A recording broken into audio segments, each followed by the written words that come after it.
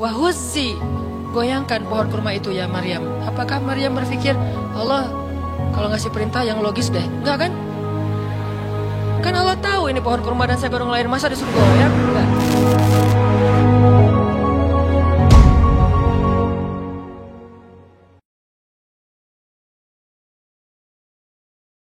Maryam gak pengen punya anak tanpa suami. Kalaupun harus punya anak, nikah dulu. Tapi Allah punya rencana lain. Rencana manusia punya anak setelah nikah. Lagian Maryam lagi belum siap menikah nih. Belum ada cowok yang pantas buat Maryam. Justru karena itulah Allah beri dia anak tanpa laki-laki, tanpa suami. Kenapa? Gak ada suami yang pantas buat Maryam. Mungkin satu-satunya lelaki yang pantas buat Maryam cuma Nabi Muhammad. Tapi kan beda zaman. Masa Maryam harus nunggu Nabi Muhammad 300 tahun lagi kan ya? Nah, ternyata karena nggak ada yang pantas buat dia, akhirnya dia punya anak tanpa harus melalui seorang suami. Mungkin kita terlalu soleh sehingga nggak ada yang pantas buat kita. Pantasnya cuma bidadari, ya udah di akhirat nikahnya. Husnuzonnya mah ya. Mungkin di atas nih nggak ada yang pantas jadi imamnya, soalnya terlalu solehah. Jadi imam juga kayak ragu gitu, aduh ngimamin dia, hafalannya udah luar biasa, bacaannya lebih bagus, guru tahsin lah gitu. Saya baru belajar pratahsin, masa mau jadi imam seorang cewek yang guru tahsin? Karena dia terlalu keren, akhirnya gak ada yang pantas buat dia nih. Maryam kayak gitu banget. Karena terlalu keren, terlalu soleh, sampai ulama aja ragu, Maryam ini nabi atau bukan gitu. Sehingga ada dua pendapat ulama, sebagian bilang Maryam bukan nabi, orang soleh. Tapi ada ulama yang bilang Maryam itu emang nabi. Satu-satunya nabi dari cewek. Satu dari 4 perempuan yang sempurna. Dan di antara 4 itu kayaknya menurut sebagian ulama Maryam nomor 1 tuh. Walaupun secara usia Asia, Maryam, Khadijah, Fatimah. Tapi Maryam itu paling keren lah. Tiba-tiba hamil. Datang cowok keren. Baju putih, jubah putih. Auranya tuh luar biasa. Pokoknya cowok paling keren aja. Sampai Maryam kaget dan berta'awuz. Inni a'udzu birrahmani minka in kunta taqiyya. Aku berlindung kepada Allah dari kamu. Ketemu cowok keren malah berlindung bukan bersyukur, coba. Duh keren banget ya. Astagfirullah, auzubillah gitu kan ya. Nih Maryam nih. Duh ceweknya keren banget. Udah lama ngelihat baru auzubillah, enggak. Dari awal auzubillah. Kenapa? Ada pasangan di sebelah gitu. Ada istrinya. Nah, Maryam langsung ta'awuz, inni a'udzu birrahman minka in kunta taqiyya. Kata Jibril, cowok keren itu ternyata namanya Gabriel. Kata Gabriel, innama ana rasulu rabbik li'ahaba laki ghulaman zakiyya. Jangan takut Maryam, aku itu utusan Tuhanmu. Artinya malaikat yang pengen ngasih kamu anak yang sangat suci. Kata Maryam, anna yakunu li ghulam, gimana saya akan punya anak walam yamsasni basyarun. Gak ada seorang laki-laki pun yang pernah nyentuh saya, nyentuh aja gak pernah. Walam aku baghiyya, dan saya juga tidak pernah merendahkan diri depan laki-laki, artinya berbuat dosa. Anna yakunu li ghulam, gimana caranya saya punya anak? Kata Jibril, kadzaliki qala rabbuki huwa alayya hayyin. Itu udah kehendak Allah, kehendak Allah. Dan itu hayyin, mudah banget buat Allah Subhanahu wa taala. Sepele banget lah buat Allah. Fahamalat, tiba-tiba Maryam hamil. Fantabadat bihi makanan qasiyya. Karena Maryam malu ketahuan hamilnya, akhirnya Maryam pun pergi ke suatu tempat yang terpencil, qasiyya, Aqsa. Aqsa itu artinya tempat yang jauh. Masjidil Aqsa disebut Al-Aqsa karena dia jauh dari Masjidil Haram. Kalau Madinah kan dekat. Masjid yang paling mulia kan ada 3 itu ya, Mekah, Madinah, Palestina. Nah dia disebut Aqsa karena tempatnya jauh. Makanan qasiyya, tempat yang sangat jauh, terpencil, gak ada siapa-siapa. Fantabadat bihi makanan qasiyya. Fa'aja ahal makhadu. Tiba-tiba dia udah harus ngelahirin setelah sekian bulan, mungkin 9 bulan. Qalat, dia bersandar di sebuah pohon, kemudian dia berkata, ya laitani mittu qabla hadza wa kuntu nasyam mansiya. Dia kayak orang menyampaikan satu bentuk kalimat sedih. Kayak kalau bahasa sederhananya kayak ngeluh gitu. Ya laitani mittu qabla hadza. Aduhai seandainya aku mati aja daripada harus menanggung malu kayak gini. Maryam itu kan pemalu banget. Mahkota sifat malu itu dipakai banget sama Maryam. Makanya ketahuan hamil nggak punya suami itu buat Maryam pukulan paling luar biasa. Telak banget. Walaupun dia nggak berbuat dosa, tapi tetap aja orang kan ngata-ngatain dia. Ditambah lagi Bani Israel, tahu sendiri kan Bani Israel suka banget viralin fitnah. Ada apa? Viral langsung di Bani Israel teh. Maryam hamil di luar nikah, viral. Semua orang ngomongin mana Maryam. Terus rumahnya tuh dilemparin batu karena dianggap sebagai pembawa sial bagi Bani Israel. Dasar Maryam ngaku-ngakunya suci, sok suci segala macam.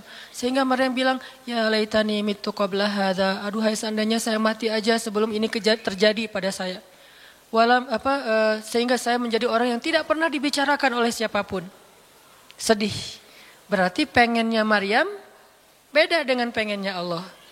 Secara emosional, secara manusiawi, secara fitrah ada penolakan dan itu manusiawi. Maryam menolak. Begitu juga sahabat Muhajirin. Wa inna fariqam minkum lakarihun. Minhum lakarihun. Walaupun sebagian kalian itu dalam keadaan karih, menolak, enggak suka. Emangnya kita mau nerima musibah? Pasti kita nolak kan secara spontan, fitrah, manusiawi, nolak. Ya laitani mittu qabla hadza wa kuntu nasyan mansiya. Aduhai seandainya aku mati aja sebelum kejadian ini terjadi padaku sehingga enggak ada orang yang ngomongin tentang aku. Jadi enggak ada trending topik tentang Maryam waktu itu. Dia berharap kayak gitu. Semua berita buka channel mana aja Maryam. Asal buka Instagram yang muncul duluan di home tuh Maryam. Viral banget, semua orang ngomongin Maryam. Sehingga Maryam bayangin, semua orang ngomongin kita se-Indonesia. Karena emang sebelumnya kan Maryam memang selebgram banget kan. Semua orang pengen nge-following Maryam. Jangankan yang cewek-cewek, yang cowok juga pengen nge-following Maryam. Cuman gak ada yang pantas. Semuanya kagum sama Maryam, respect. Tiba-tiba berubah. Kalau gak naik, jatuh kan gak berasa nih. Kita gak naik jatuh, paling keseleo dikit. Tapi kalau naiknya udah terlalu tinggi jatuh, kan lebih sakit nih. Maryam tuh naiknya udah terlalu tinggi. Saking tingginya sampai Nabi menyebut dia satu di antara 4 yang sempurna di muka bumi. Gak ada perempuan yang sempurna kecuali 4 itu. Itu benar-benar dipuja-puja tuh Maryam. Pengen punya anak nanti namanya Maryam. Pengen punya istri kayak Maryam. Pengen punya ibu kayak Maryam. Pokoknya Maryam itu idola banget tuh di zaman tersebut. Bani Israel kalau suka lebaynya luar biasa. Kalau benci, wah noraknya juga luar biasa. Itu Bani Israel. Maryam naik tinggi, dipuja-puja semua orang. Maryam, kalau ketemu Maryam, fallback dong, gitu-gitu pada. Wah, pokoknya heboh aja sama Maryam. Tiba-tiba ada kasus, Maryam kan jatuhnya dalam banget, sehingga Maryam tuh nggak siap perasaannya. Bukan karena dia sombong dan senang dipuja, tapi memang dia orang yang selama ini nggak melakukan kesalahan apapun, tiba-tiba dihadapkan dengan tuduhan yang sangat-sangat menyedihkan. Mirip dengan yang dialamin oleh Aisyah dituduh selingkuh. Orang sekelas Aisyah dituduh selingkuh kan berat banget. Kita aja dituduh macam-macam udah wah sedih kan, apalagi Aisyah. Sekelas Aisyah yang terjaga dituduh selingkuh. Maryam terjaga dituduh selingkuh. Ternyata diam-diam Maryam banyak banget ada versi gosip dia melakukannya dengan rahib. Ada gosip melakukannya sesama murid di Al-Aqsa. Ada gosip melakukan dengan Zakaria. Banyak gosip. Berat banget buat Maryam. Sehingga Maryam mengatakan, ya laitani mittu qabla hadza wa kuntu nasyan mansiya. Aduhai seandainya aku mati aja. Aduhai seandainya dulu aku gak bikin akun Instagram. Pasti gak akan jadi apa-apa gitu. Nyesel udah punya akun. Udah gitu banyak lagi yang ngomongin. Akhirnya turun ayat. Turun lagi Jibril. Turun malaikat. Fanadaha min tahtiha alla tahzani qad ja'ala rabbuki tahtaki sariyya. Dipanggillah Maryam oleh malaikat itu. Ya Maryam, la tahzani. Kalau Abu Bakar, la tahzan. Kalau Maryam, la tahzani. 2 orang yang disebutkan kalimat la tahzan di dalam Al-Quran. La tahzan, innallaha ma'ana. Siapa? Abu Bakar. Kalau Maryam, la tahzani, qad ja'ala rabbuki tahtaki sariyya. Jangan sedih wahai Maryam, enggak usah khawatir. Allah udah memunculkan mata air di bawah kakimu. Artinya Allah yang akan merawat kamu, Allah yang akan ngebelain kamu, Allah yang akan deketin kamu, Allah bersama kamu wahai Maryam. Apa pelajarannya di sini teman-teman? Ketika Allah menggunakan logikanya yang kita tidak bayangkan yang awalnya kita tolak, itu artinya Allah sedang memberikan kita kesempatan hanya akan ditolong oleh Allah saja, tidak oleh makhluk.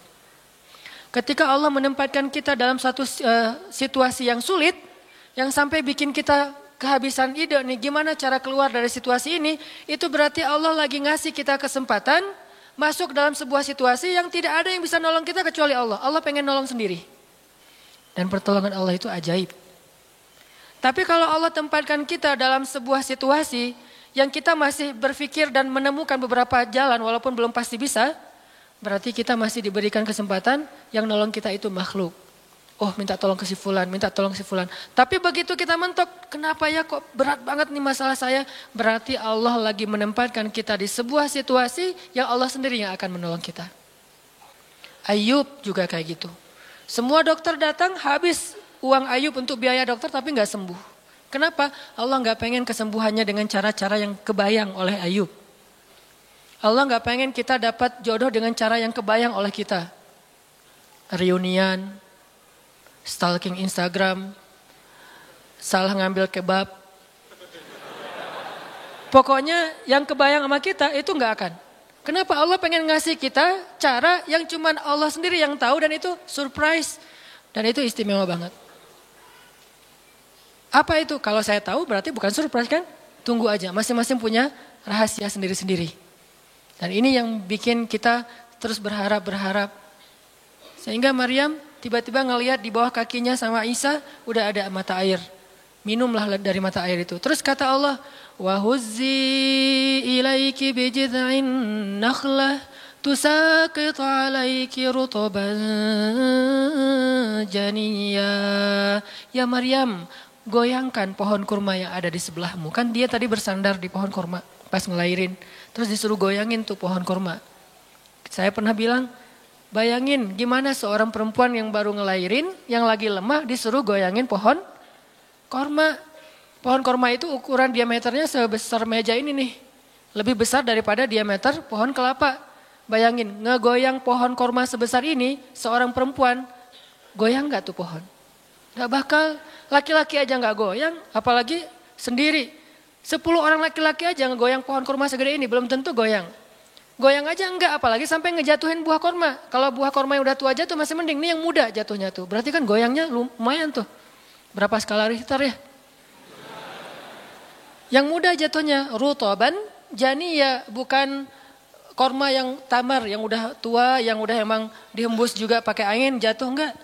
Wahuzzi. Goyangkan pohon kurma itu ya Maryam. Apakah Maryam berpikir Allah kalau ngasih perintah yang logis deh? Enggak kan? Kan Allah tahu ini pohon kurma dan saya baru ngelahirin, masa disuruh goyang? Enggak.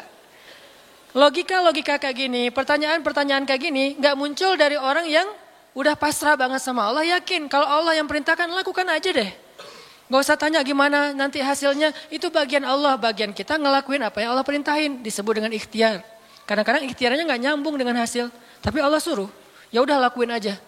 Maryam pegang tuh pohon, baru digoyang dikit, udah langsung berguncang. Tusakit alaiki, jatuhlah, bukan jatuh, berjatuhanlah. Berarti banyak nih. Berjatuhanlah untukmu rutoban janiyya, buah-buah kurma yang masih muda tapi manis. Artinya apa? Hasilnya Allah yang pilih.